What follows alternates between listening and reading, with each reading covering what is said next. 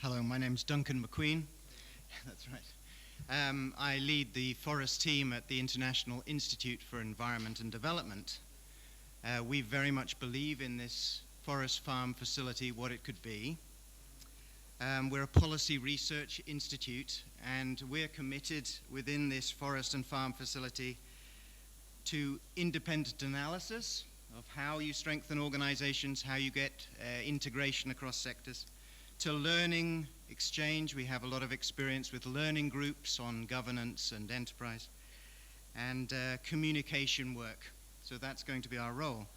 The forest team in IIED is committed to good forest governance. That's our part of the policy research within the Institute.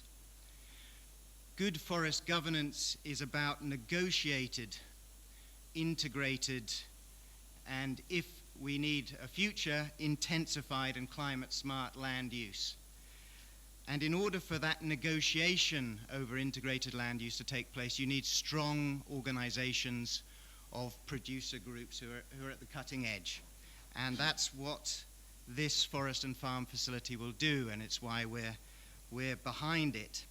But we've also been in the forest team working very much on enterprise, small forest enterprise support, and this initiative on investing in locally controlled forestry. How do you attract finance from the private sector into small-scale, community-owned stuff in a way that leaves local control attached?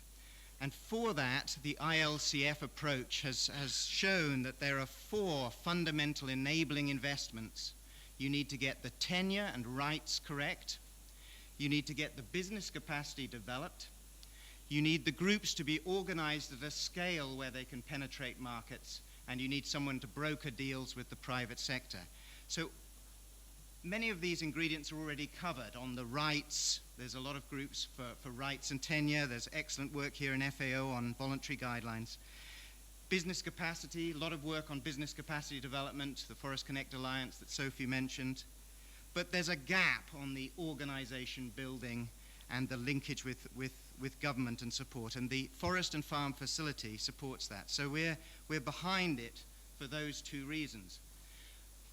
We're committed in our engagement with the forest and farm facility to see 3 main things. We would like to see the forest and farm facility maintain its independence. And that, for me, means a high-level profile within the food and agriculture hosting. It is hosting, and we'd like to see that independence reflected in high-level status.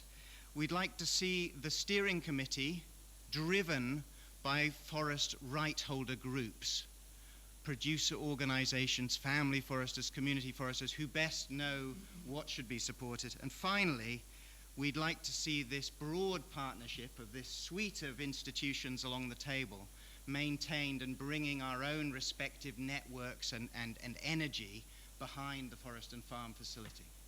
Thank you very much.